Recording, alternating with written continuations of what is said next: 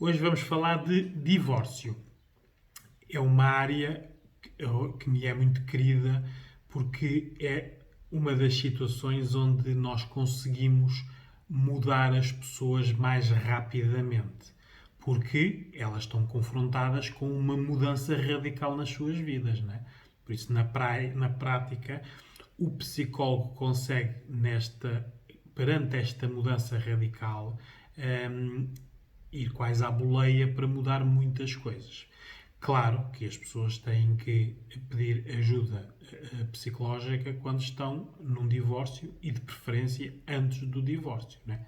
Que é para tudo poder ser antecipado. Por isso, vamos começar por desconstruir a parte do divórcio. O que é um divórcio? Isso, é um separar de partes, não é? Um divórcio são duas pessoas, vão se separar duas pessoas e duas vidas. Acabam com um vínculo, não é? Que ambos subscreveram, não é? Este vínculo aqui é um vínculo emocional. E depois tem que quebrar a união legal, que é a parte da conservatória, a assinatura no papel, não é? Isto é o que as pessoas geralmente, quando se ouve falar de divórcio, associam, não é? Mas um divórcio é mais do que isso. Não é? Um divórcio é um sentimento de falhanço. Por isso, quando a pessoa pensa num divórcio, sente, mesmo que inconscientemente, que falhou o seu propósito. Por isso, o objetivo, quando se casou, não era divorciar-se. Sente muita vergonha. Vergonha dela de não ter conseguido adaptar-se, de não ter conseguido feito as coisas de outra maneira. Vergonha perante os filhos, se os houver, não é? Porque os filhos nasceram de duas pessoas, um homem e uma mulher, e agora vão ficar só com uma mulher, ou um homem e uma mulher, mas intermitentemente. Sentem muita culpa. A mulher no registro da culpa. Aconselho que vão ver o meu vídeo sobre a culpa. A mulher no registro da culpa assume muitas culpas, mesmo as que não são dela.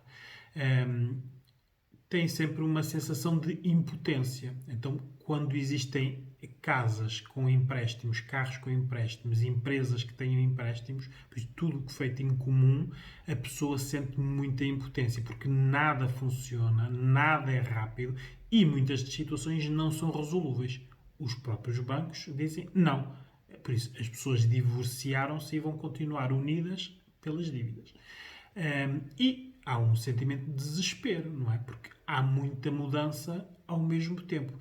Muita mudança num período curto de tempo. Por isso é que o pedido de ajuda especializada é bom no sentido de antecipar todos estes processos de maneira a pressão não ser a que nos faz tomar más decisões. Existem muitas relações que as pessoas já estão separadas há muito tempo, não é? Só estão casadas, não é? Mas funcionalmente, no seu dia-a-dia, as pessoas já não gostam uma da outra. Simplesmente estão juntas por necessidade, comodismo, preguiça ou por falta de coragem. Não é? Tem que haver prioridades, não é?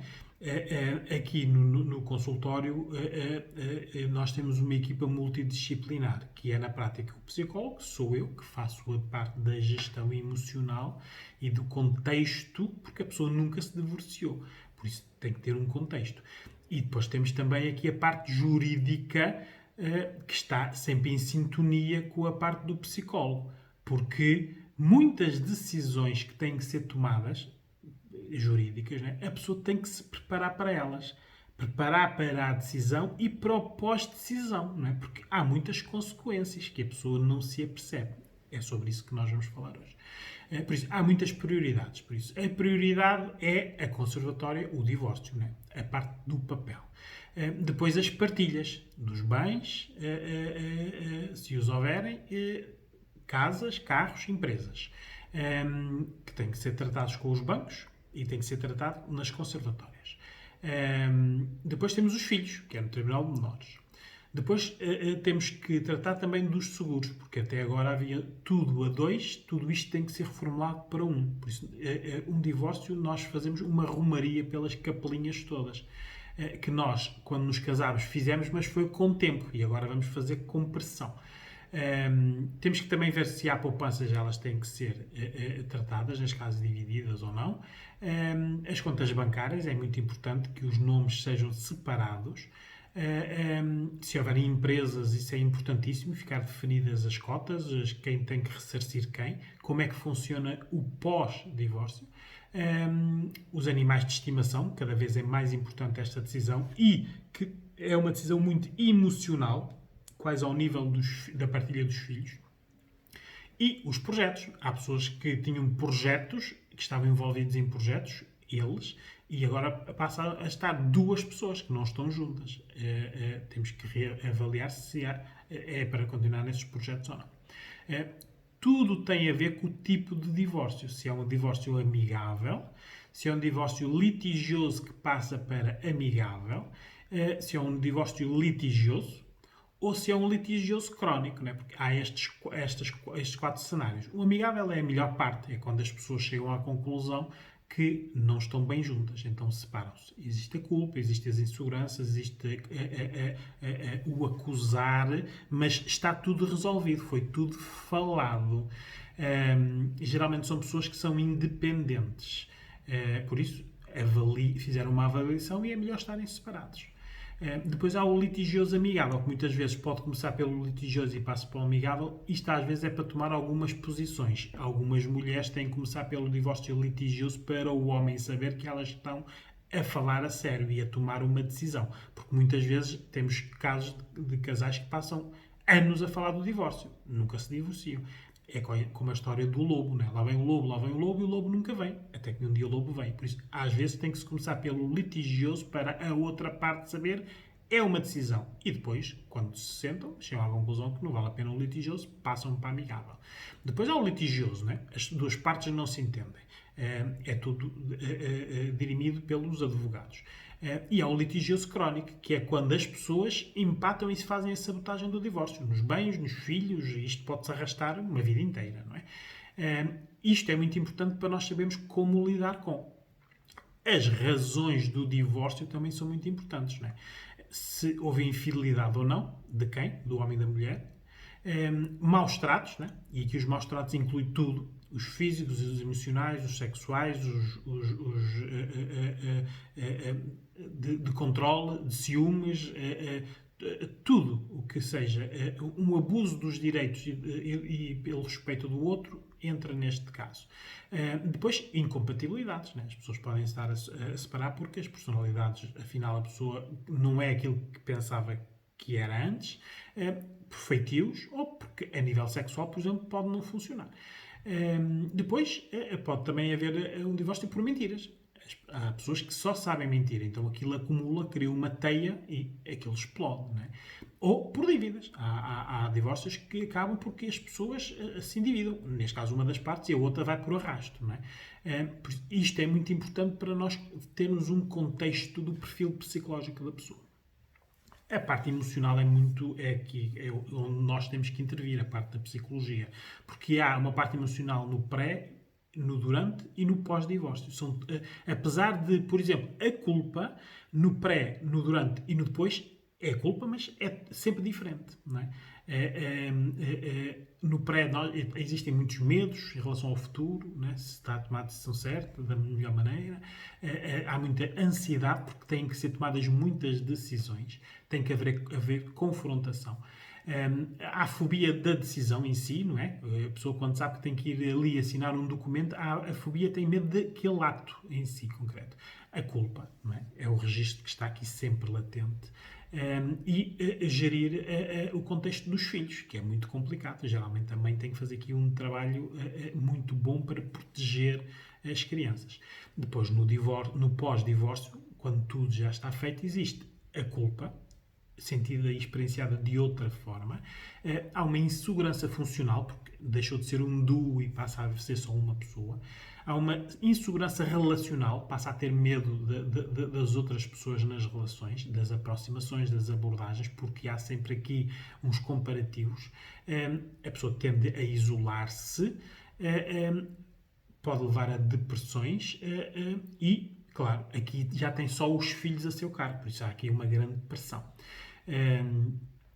temos que também ver aqui que existem... as pessoas às vezes dizem, quando vem a primeira abordagem, que ainda vem numa parte de idealização, a pergunta é: o que é que pode correr mal? Eu a esta pergunta tenho uma resposta muito rápida, que é tudo. Não é? Tudo pode correr mal num divórcio. Não é?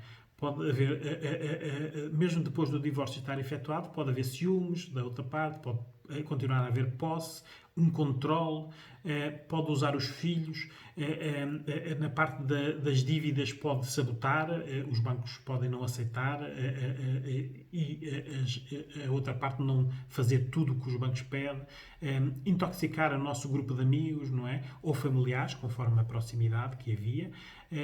Muitas vezes é pior intoxicar um familiar que não nos seja próximo do que um amigo, né? Porque um familiar é um familiar.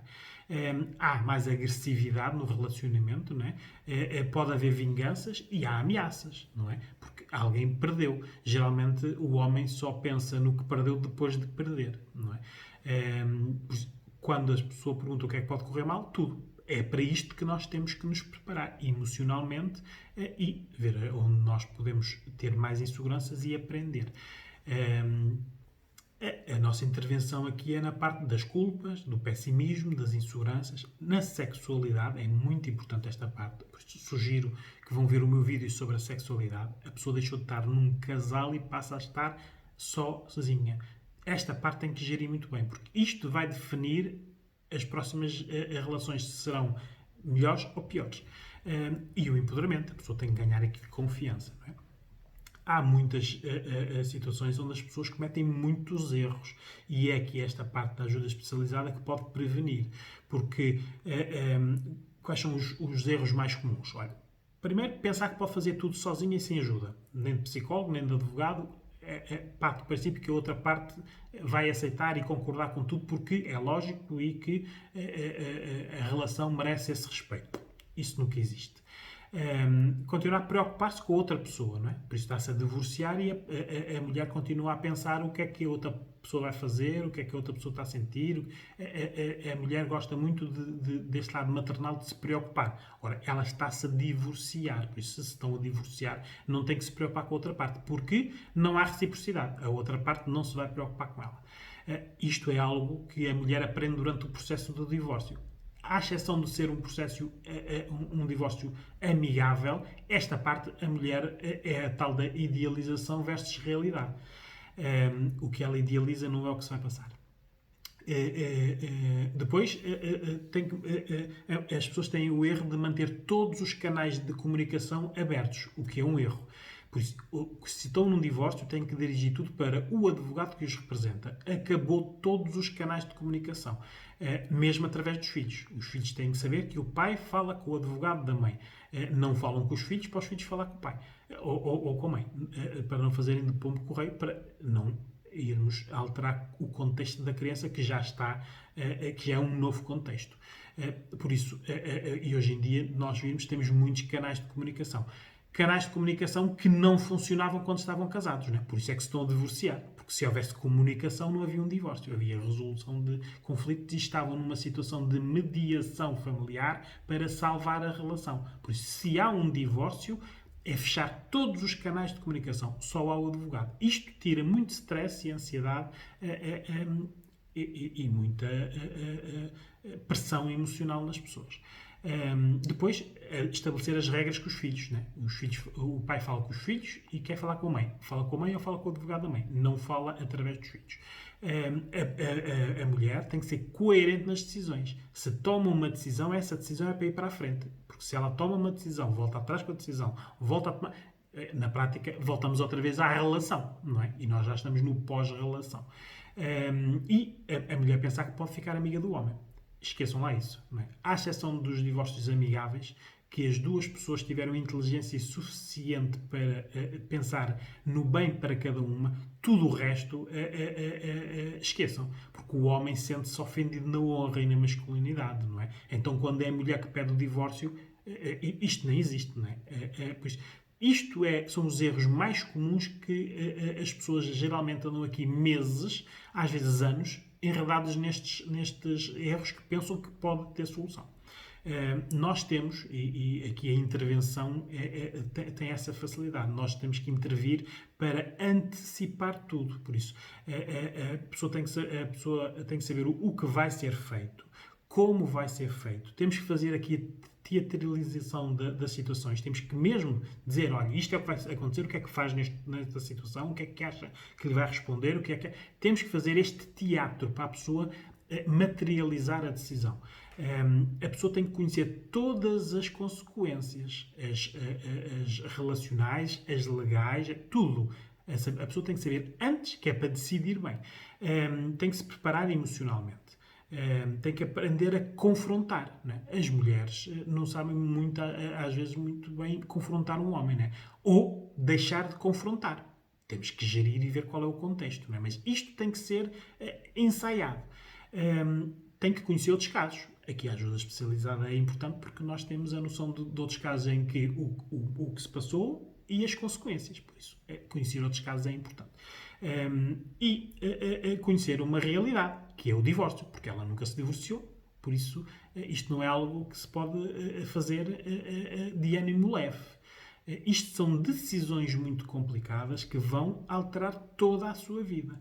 Por isso, temos que, através da ajuda especializada, e cada vez mais acontece isso, as mulheres preferem ter esta ajuda antes, para quando chegarem à decisão, saberem primeiro que a decisão é o que querem e saberem como vão gerir a decisão. Porque senão acontece o que acontece na maior parte dos casos em que não há ajuda especializada, não é? Não há um conflito latente, as pessoas diminuem-se, ambas saem prejudicadas, porque isto é uma guerra que ninguém ganha. Agora, o tempo está sempre a favor do homem. Não é? Porque quanto mais tempo ele tiver nestas guerras, menos tempo a mulher se organiza, muda e segue a sua vida. Não é não esquecer que a sociedade ainda está feita para que, quando há um divórcio, o homem deixa crescer a barba e compra uma moto e a mulher fica com os filhos. Não é? É neste contexto que estamos ainda. Por isso, isto é muito desorganizador para a mulher. Por isso, um divórcio é um acumular das diferenças das duas pessoas, que chegou a um ponto que têm que ser resolvidas.